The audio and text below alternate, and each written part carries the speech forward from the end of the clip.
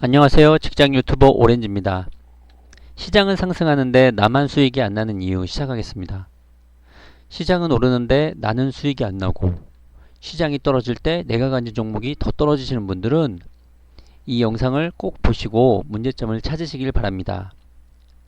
말씀드리기 전에 좋아요, 알람 설정 해 주실 거죠? 영상 제작에 큰 도움이 됩니다. 감사합니다. 자, 그럼 바로 본론으로 들어가기 전에 이것을 꼭 기억하세요. 일단 이것을 알면 절반은 끝납니다. 코스피 또는 코스닥 지수가 오를 때는 시가총액 상위 초대형 주가, 그리고 지수가 오르지 못하고 옆으로 횡보할 때는 나머지 중대형주 또는 소형주가 움직인다는 것을 말입니다. 일단 이것을 알면 절반의 성공입니다.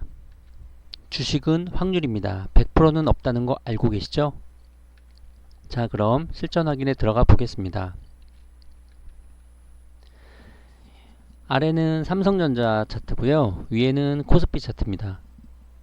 보시면은 삼성전자가 상승하면서 지수 상승을 이끌었고요. 결국 코스피도 상승하게 되었습니다. 결국 삼성전자의 비중이 코스피에서 가장 크다 보니까 이렇게 동시에 초대형주가 상승하면 코스피도 상승하는. 다음은 현대차입니다. 현대차가 급등이 나왔습니다. 여기서 이 구간에서 급등이 나오니 코스피도 상승을 하고 현대차의 상승이 코스피의 상승을 이끌었죠. 이렇게 초대형주가 상승하면 코스피도 덩달아 같이 상승합니다. 당연하겠죠. 비중이 큰 종목이 올라가면 코스피가 올라가는 건 당연한 겁니다. 다음은 SK 하이닉스입니다. 하이닉스가 이쪽에서 3단 상승을 하였습니다. 3단 상승을 하고 오를 때 코스피도 동일하게 올랐습니다. 이런 식으로 코스피와 초대형주는 같은 움직임을 보입니다. 그럼 반대로 코스피가 횡보할 때 어떤 종목이 움직일까요? 코스피가 횡보할 때는 초대형주도 같이 횡보하고 그 외에 움직이지 않았던 중소형주들이 움직입니다. 자, 확인해 보겠습니다. 상대적으로 앞서 말씀드렸던 종목보다는 조금 더 가벼운 통신주인 KT를 보면요, 지수가 상승할 때 KT는 상승하지 않고 옆으로 횡보하였습니다. 그런데 코스피 지수가 횡보할 때 KT가 상승하게 됩니다. 급등이 나왔죠. 물론 이제 대형주들이 조정을 받을 때 대신에 이런 중소형주들이 다 같이 함께 올라가는 것입니다. 이러면서 키 맞추기 장세가 이루어지는 것이죠. 이러한 원리를 모르면 항상 올라갈 때 대형주 쫓아가서 고점에서 물리고요. 그 다음에 이제 중소형주 올라가면 거기 때 손가락 빨다가 막판에 중소형주 꼭대기에서 또 사게 됩니다. 그럼 이제 동시에 대형주 중소형주 동시에 하락할 때 이제 다 같이 하락하면 이제 내 종목은 다 하나도 나는 먹은 건 없는데 지수는 상승했고 하나도 먹은 게 없는데 이제 떨어지는 걸 맛보게 되는 거죠.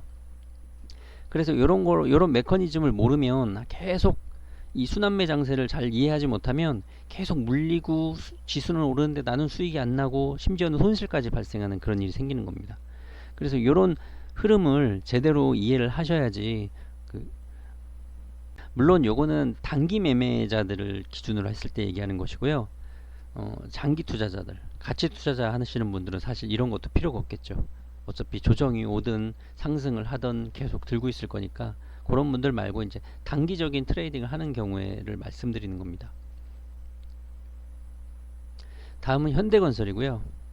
보시면은 현대건설도 지수가 횡보할 때 큰 상승이 나왔습니다. 상대적으로 앞선 종목보다는 중형주에 속한다고 할 수 있겠죠. 이러한 원리는 코스닥에서도 마찬가지로 적용됩니다. 최근까지 코스피는 횡보 구간에 있었습니다. 따라서 코스피건 코스닥이건 시가총액 상위 종목을 보유하고 있는 경우 최근까지 수익률이 안 좋을 수도 있겠습니다. 그럼 이제부터 원인을 파악했으니 이를 고쳐나가시면 됩니다. 할 때는 하이닉스가 이전에 그 세력들이 매집을 하는 것을 포착을 했고요. 그래서 매수를 했다 매도를 했는데 다시 이제 하락할 것 같아서 매도를 했는데 하락했다가 다시 급등이 나와서 여기서 매수를 하여서 다시 수익 실현을 하였습니다. 뭐 크게 먹진 못했지만 일단 지수에서 소외되는 것은 방지할 수 있었습니다. 그리고 코스닥 같은 경우는 셀트리온 헬스케어를 떨어질 때 이렇게 단타 매매를 하였고요. 현대차 같은 경우도 계속 그 횡보하는 구간에서 매수하고 매도하고 끝까지 매수하고 매도해서 이제 마지막에 비중을 크게 실어서 수익 실현을 하였고요. 아모레퍼시픽 같은 종목도 밑에서 매수해서 위에서 고점에서 잘 팔았습니다. 그리고 중소형주 같은 경우에는 지수가 횡보하길래 요전에 이제 중소형주 위주로 매매를 해야겠다 싶어서 이제 중형주 정도 되는 KT를 매집을 이쪽에서 하였고요. 급등 나온 이후에 매집을 해서 수익 실현을 계속 하였습니다. 지속적으로. 그래서 거의 고점까지 가서 매도를 하였습니다. 다음은 현대건설이고요. 현대건설에서도 밑에서 매수를 하였고 위에서 매도를 하였습니다. 이쪽에서 매도를 하니까 이제 하락을 하였죠. 하락을 할 것 같아서 매도를 하였고 저점에서 다시 매수하고 매도하고 계속 이런 식으로 매수 매도를 반복하였습니다. 이런 식으로 지수가 올라갈 때는 중대형주 위주로 매매를 하고요. 지수가 횡보할 것 같은 움직임을 보일 때는 중형주 위주로 매매를 해서 수익 실현을 단타 매매를 할 때는 수익 실현을 극대화 시켜야 됩니다. 물론 급등주 매매를 하시는 분들 같은 경우는 이런 것도 적용이 안 되겠죠. 뭐 테마주나 아니면 정치 테마주 같은 경우 그런 경우에는 사실 뭐 그거는 초단타 매매식으로 많이 하시니까 이런 것들은 큰 의미가 없을 것 같습니다. 오늘 말씀드린 내용은 지수와 연동돼서 주로 대형주나 중형주 위주로 비중을 실어서 매매하시는 분들에게 도움이 될 것 같고요. 요거 알아두시면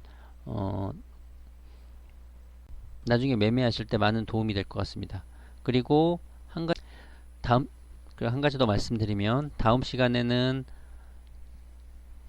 대형주 매매하는 법, 대형주 매수하는 법. 아까 제가 SK하이닉스, 현대차 같은 것들을 매수했잖아요. 그런 것을 대형주를 매매를 어떻게 하는지에 대해서 말씀을 드리도록 하겠습니다. 다음은 시황입니다. 저번에 개파락 이후에 61선 지지하면서 안 좋은 흐름이 나온다고 말씀드렸는데요. 만약에 이제 그 미국장이 올랐기 때문에 상승 출발할 것이다. 근데 상승 출발했는데 이것이 끝까지 종가까지 지지하느냐 아니면은 밀리느냐에 따라서 좀 차이가 발생하는데요. 다행히 밀리지 않고 종가까지 지지를 하였습니다. 물론 이제 내일은 5일선이 있어서 여기서 밀리는 흐름이 이제 나올 수밖에 없을 텐데요. 그렇다 하더라도 큰 폭의 하락보다는 어느 정도의 약간의 조정이 있지 않을까 싶습니다. 만약에 요 5일선을 뚫고 올라가게 되면 또 새로운 상승이 나오는 거니까요. 저점을 뚫고 나오는 거니까요. 이제 그때 되면 또 안심하고 매매를 할 수 있는 부분이 나오고요. 만약에 여기서 밀리게 된다면 이제 121선이 또 있으니까요. 밑에 이제 약간의 하락 관리, 하락에 따른 비중 관리 이런 부분이 필요할 것 같고요. 이렇게 떨어질 때 손절을 자꾸 하시고 이러면 수익이 안 납니다. 그러니까 떨어질 때 오히려 매수를 해서 올라갈 때 반등할 때 파는 식으로 그런 식으로 현금과 주식의 비중 관리를 통한 매매를 하셔야지 자꾸 떨어질 때 겁난다고 손절하고 이러면 수익이 안 나요. 그러니까 어느 정도 대비를 하시면서 이렇게 진행을 보수적으로 안전하게 매매를 하시면 좋을 것 같습니다. 일단은 좋은 흐름이 나왔기 때문에 걱정하지 마시고 이번 주는 이제 관망하시면 되고요. 하지만 또 너무 이렇게 비중을 실어서 매매를 하시기는 조금 부담스러운 느낌도 있어요. 그러니까 이제 상승하는 거 확인하고 매매하는 것이 더 안전할 거라고 생각이 듭니다. 오늘 하루 수고하셨고요. 편안한 밤 되십시오.